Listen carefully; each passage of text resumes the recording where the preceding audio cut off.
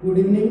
करते हैं आज का लेक्चर स्टार्ट। इस लेक्चर में हम पढ़ेंगे क्लास 12th में जो केमिस्ट्री की यूनिट नंबर 6 है उसका लेक्चर नंबर 12 रहेगा। तो लास्ट टाइम हम रिफाइनिंग ऑफ मेटल के बारे में पढ़ रहे थे। तो रिफाइनिंग किस प्रकार रहेगी, आप है ना किसी भी प्रोसेस से मेटल को एक्सट्रैक्ट करो, लेकिन लास्ट में जब आप क्रूड मेटल लेके आते हो तो उस क्रूड मेटल में कुछ ना कुछ इम्प्योरिटी बच जाती है। उसी इम्प्योरिटी को बाहर करने के लिए हम किसका यूज करेंगे, रिफाइनिंग का।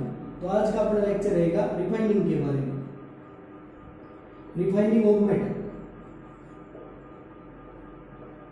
We obtain pure metal from crude metal by removing its impurity. तो उसको हम क्या बोलेंगे, रिफाइनिंग। तो रिफाइनिंग के 6 प्रोसेस यहाँ पे दिए गए हैं। फर्स्ट प्रोसेस होगा हमारा लिक्वेशन। लिक्वेशन होगा, लास्ट लेक्चर में किया था हमने।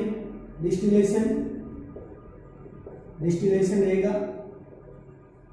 और प्रोसेस है like electrolytic refining, electrolytic refining, electrolytic process रहेगा। उसके बाद हम पढ़ेंगे जोन रिफाइनिंग, जोन रिफाइनिंग। उसके बाद रहेगा vapour phase refining, vapour phase refining. और एट लास्ट रहेगा क्रोमेटोग्राफी, क्रोमेटोग्राफी। तो ये 6 प्रोसेस रहेंगे। अगर बोर्ड की बात करें, हरियाणा बोर्ड जो ज्यादातर क्वेश्चन देता है वो इन 2 प्रोसेस से देगा। तो ये 2 प्रोसेस बहुत ज्यादा इंपॉर्टेंट रहते हैं, ठीक है। जो ऊपर वाले 2 या 3 प्रोसेस हैं उनमें से ऑप्शन टाइप क्वेश्चन पूछा जा सकता है। तो इस प्रकार से पूरा प्रोसेस रहेगा। 6 प्रोसेस है, इसमें से हम करते हैं प्रोसेस ऑफ रिफाइनिंग। तो सबसे पहले स्टार्ट कर लेते हैं लिक्वेशन। लिक्वेशन किस प्रकार रहेगा, तो लिक्वेशन हम रिफाइनिंग के लिए यूज करेंगे। तो हमारे पास एक क्रूड मेटल होगी, किस प्रिंसिपल पे काम करेगा देखते हैं। जैसे हमारे पास क्रूड मेटल है, तो क्रूड मेटल में 2 चीजें होंगी, एक तो मेटल, एक तो जो प्योर मेटल हमने लेके आनी है, ठीक है, और दूसरा होगा इम्प्योरिटी, इम्प्योरिटी।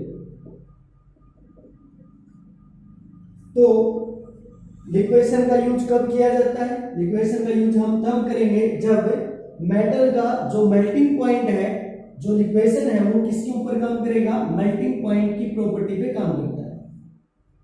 तो क्रूड मेटल होगी और उसके अंदर जो मेटल है जो हमने प्राप्त करनी है, तो उस मेटल के लिए क्या होना चाहिए, लो मेल्टिंग पॉइंट होना चाहिए, लो मेल्टिंग पॉइंट, ठीक है, लो मेल्टिंग पॉइंट होना चाहिए। और जो इम्प्योरिटी उसके अंदर प्रेजेंट है उसका मेल्टिंग पॉइंट हाई होना चाहिए, हाई मेल्टिंग पॉइंट। तब इस प्रोसेस का यूज हम यहाँ पे करेंगे। तो किस मेटल के लिए यूज किया जाता है liquation, the metal which have low melting point, like tin, tin का यूज कर सकते हैं हम। और कौन सा होगा, लेड होगा, ठीक है। टिन और लेड का यूज यहाँ पे कर लिया जाता है, ठीक है, टिन और लेड का यूज करते हैं। तो टिन और लेड की अगर कभी रिफाइनिंग करनी तो किस प्रोसेस से करेंगे हम, लिक्वेशन से। तो बड़ा ही आसान प्रोसेस रहता है। इसके अंदर हम क्या करेंगे, एक स्लोप का यूज करते हैं। इस प्रकार से कुछ स्लोप होगा, थोड़ा सा यहाँ पे डायग्राम से देखते हैं। जैसे एक स्लोप बना लिया जाएगा, एक स्लोप बनाएंगे इस प्रकार, ठीक है। तो हम क्या करते हैं, यहाँ पे बर्नर होगा, नीचे तो बर्नर रख दिया जाएगा, यहाँ पे तो बर्नर रहेगा, ठीक है। थोड़ा आप अच्छे से बना लेना इसको। तो यहाँ पे तो फ्लेम होगी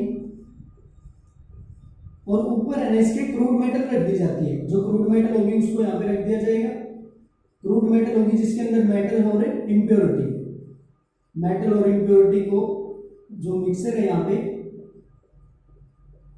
उसको यहाँ पे रख दिया जाएगा, ठीक है। क्रूड मेटल को यहाँ पे रख दिया तो क्या होगा, यहाँ पे जब हम हीट करते हैं तो है ना हम टेम्परेचर मेंटेन कर लेंगे। टेम्परेचर कैसा मेंटेन करेंगे हम, ताकि जो हमारे पास मेटल है यहाँ पे वो तो मेल्ट हो जाए बट इम्प्योरिटी यूं की यूं रहे। तो हम क्या करेंगे, टेम्परेचर मेंटेन किया तो मेटल यहाँ से मेल्ट हो जाएगी क्योंकि उसका मेल्टिंग पॉइंट कम है, और जो इम्प्योरिटी होगी ऐसी कैसी रहेंगी क्योंकि उनका मेल्टिंग पॉइंट हाई है।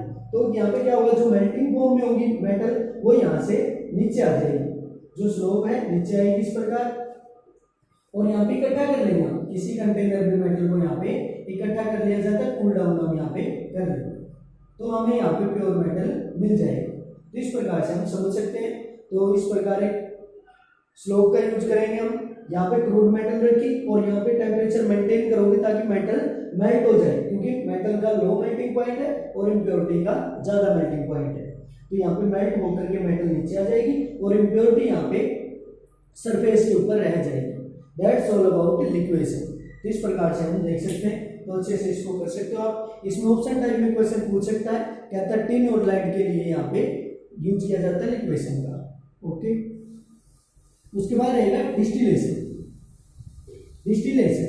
डिस्टिलेशन किस प्रोसेस पे काम करेगा? बॉइलिंग पॉइंट पे। बॉइलिंग पॉइंट पे काम करता है डिस्टिलेशन।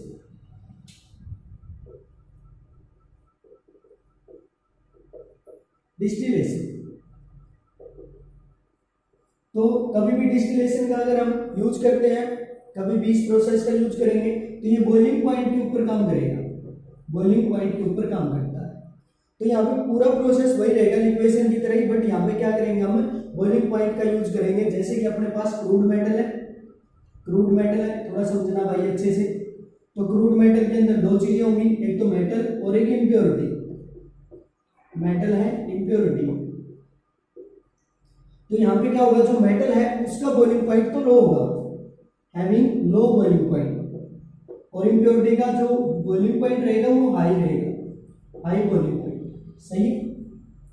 तो किस मेटल के लिए यूज किया जाता है? यही क्वेश्चन बार बार पूछा जा सकता है ऑप्शन टाइप में। तो किसके लिए यूज करेंगे? Distillation refining the metal which have low boiling point. और लो बॉइलिंग पॉइंट किसका है मेटल में?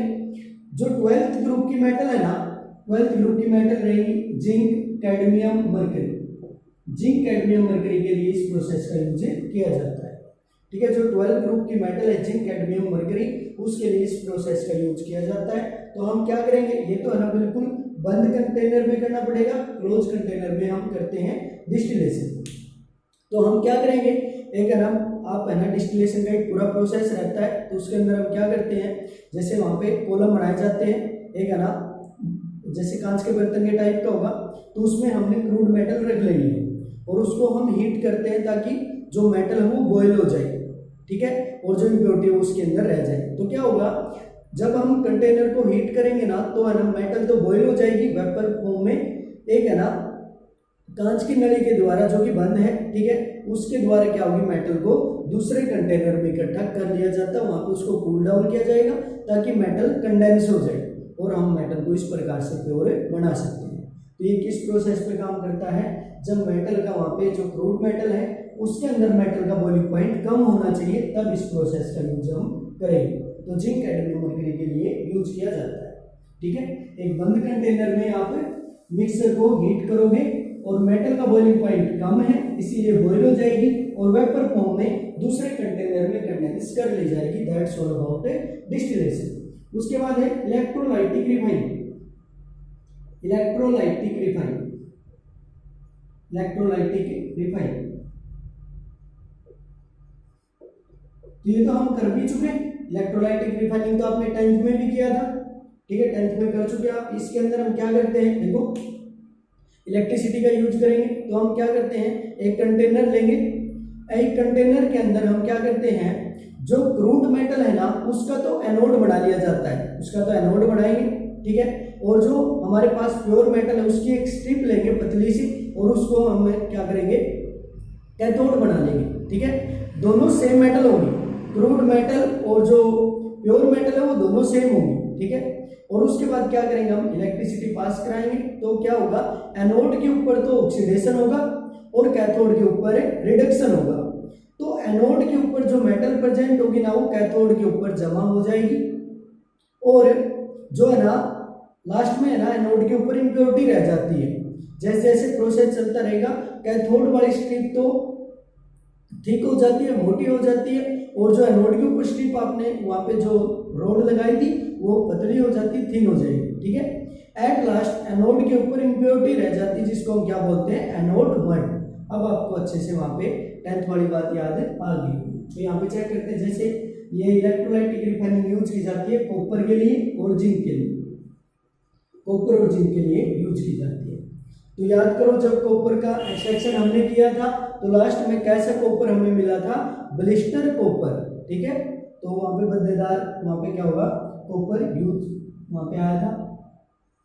तो जैसे इसके अंदर हम क्या करेंगे, कंटेनर लेंगे, तो एप्लीकेशन से ही कर लेते हैं हम।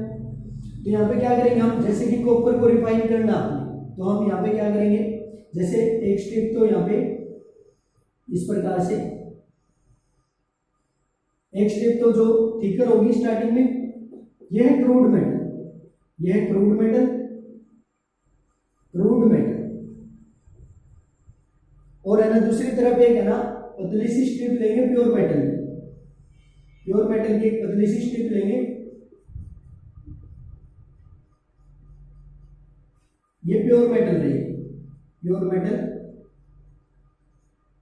ठीक है। कॉपर की लेंगे, ठीक है, यहाँ पे भी कॉपर की क्रूड मेटल होगी और यहाँ पे भी कॉपर की। और इसके अंदर जो सॉल्यूशन यूज किया जाता है वो भी सेम मेटल का सॉल्यूशन यूज करेंगे, जैसे कि कॉपर सल्फेट, कॉपर सल्फेट का यूज करेंगे हम, यहाँ पे कर चुके आप 10th में, तो कॉपर सल्फेट का यूज करेंगे। तो अब हमने क्या करना है, जो क्रूड मेटल है ना उसका तो बनाना है एनोड, एनोड बनाना है, और जो ये स्ट्रिप है प्योर मेटल की उसका हमने बनाना है कैथोड। तो ये एनोड और कैथोड की जानकारी हमें कौन देगा, बैटरी, जो आप यूज करोगे, यहाँ पे जो इलेक्ट्रिसिटी यूज करते हो ना बैटरी, इस प्रकार होगी। तो यहाँ पे दो टर्मिनल होंगे, पॉजिटिव टर्मिनल होगा और एक होगा नेगेटिव टर्मिनल। पॉजिटिव टर्मिनल को जिससे जोड़ोगे वो तो क्या होगा, एनोड। पॉजिटिव टर्मिनल को जिस प्लेट से जोड़ा जाएगा वो तो क्या बन जाएगा, एनोड। और है ना नेगेटिव टर्मिनल को जिस एंड से जोड़ोगे उसको हम क्या बोल देंगे, कैथोड, उसको हम बोल देंगे कैथोड। दैट्स इस प्रकार, ठीक है। तो आप किसी भी शॉर्ट ट्रिक से कर सकते हो, जैसे कि अगर आप यहाँ पे इलेक्ट्रिसिटी पास करोगे तो क्या होगा, यहाँ पे एनोड के ऊपर तो ऑक्सीडेशन होगा, याद कर लो AO, और यहाँ पे कैथोड के ऊपर क्या होगा, रिडक्शन होगा, AOCR से आप याद कर सकते हो। तो क्या होगा यहाँ पे actual process at anode, at anode, anode के ऊपर तो होने वाला है ऑक्सीडेशन, ऑक्सीडेशन होगा किसका, कॉपर का, कॉपर का ऑक्सीडेशन होगा यहाँ पे। तो कॉपर है यहाँ पे, और कॉपर किसमें चेंज हो जाएगा, कॉपर 2 पॉजिटिव प्लस में 2 इलेक्ट्रॉन यहाँ पे मिल जाएंगे। तो कॉपर किसमें चेंज हो गया, कॉपर 2 पॉजिटिव में, तो ऑक्सीडेशन होगा। और कैथोड के ऊपर क्या होगा, एट कैथोड, एट कैथोड। तो ये कॉपर है ना किसके ऊपर जमा हो जाएगा, जाकर के कैथोड के ऊपर, थ्रू सॉल्यूशन, ठीक है। सॉल्यूशन यहाँ पे कंडक्टिविटी को इंक्रीज करेगा, तो यहाँ पे कैथोड के ऊपर रिडक्शन होगा। तो कॉपर 2 पॉजिटिव 2 इलेक्ट्रॉन लेकर के जस्ट अपोजिट होगा इसका, जो रिएक्शन एनोड के ऊपर होगी वही कैथोड पे होगी, अपोजिट हो जाएगी, ठीक है। और यहाँ पे क्या मिलेगा, वही कॉपर। तो ये कॉपर किसके ऊपर डिपॉजिट हो जाएगा, सारा कैथोड के ऊपर। तो एट लास्ट यहाँ पे क्या होगा, जो एनोड है ना उसकी जो स्ट्रिप हो बारीक हो जाएगी, बिल्कुल पतली सी रह जाएगी इस प्रकार, ठीक है, इस प्रकार से बिल्कुल बारीक हो जाएगी, जैसे जैसे प्रोसेस चलेगा इस प्रकार। और यहाँ पे नीचे इंप्योरिटी इकट्ठा हो जाती है, इंप्योरिटी इकट्ठा हो जाएगी, जिसको हम क्या नाम देंगे, एनोड मड, इसको नाम देते हैं एनोड मड, ठीक है। बट इसका नाम ही मड है, कीचड़ नाम इसका, बट है ना ऐसा बिल्कुल भी नहीं है भाई। ये एनोड मड है ना बहुत सारी अच्छी मेटल को रखे हुए हैं, प्रीसियस मेटल होंगी, लाइक है ना बहुत सारी मेटल होंगी यहाँ पे, हो सकती है, पॉसिबिलिटी है, जैसे सेलेनियम, टेलुरियम, ठीक है, और होंगी भाई जैसे सिल्वर है, गोल्ड है, प्लेटिनियम है, कुछ इस प्रकार की मेटल हमें यहाँ पे एनोड मड के अंदर मिल सकती है। तो अगर इस एनोड मड का हम यूज करेंगे इन मेटल को एक्सट्रैक्ट करने में, ताकि इस प्रोसेस की जो कॉस्ट है वो रिड्यूस हो जाए, कम हो जाए, ठीक है। ये पूरा प्रोसेस रहेगा इलेक्ट्रोलाइटिक रिफाइन। आप अच्छे से इसको कर सकते हो क्योंकि पहले भी आप कर चुके हो, तो इसको अच्छे से कर लेना। उसके बाद नेक्स्ट है जोन रिफाइन, उसके बाद नेक्स्ट प्रोसेस रहेगा जोन रिफाइन। जोन रिफाइनिंग बहुत ज्यादा इंपॉर्टेंट है, जो बार बार पेपर में पूछी जाती है। नेक्स्ट जो रहेगा जोन रिफाइनिंग,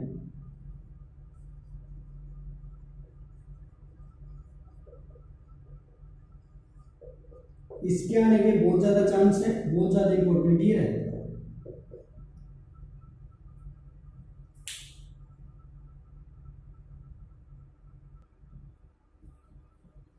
तो नेक्स्ट जो प्रोसेस रहेगा जोन रिफाइनिंग, तो उसके लिए एक डायग्राम है इस प्रकार से, एनसीईआरटी में है, आप और अच्छे से इसको बना सकते हो।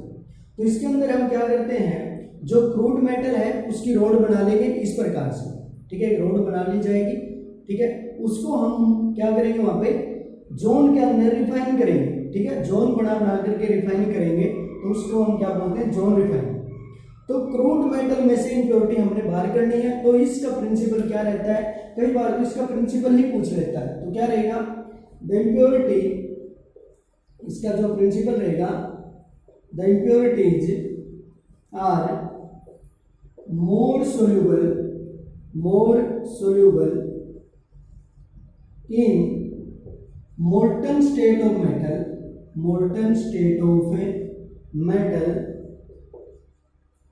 then solid state of metal,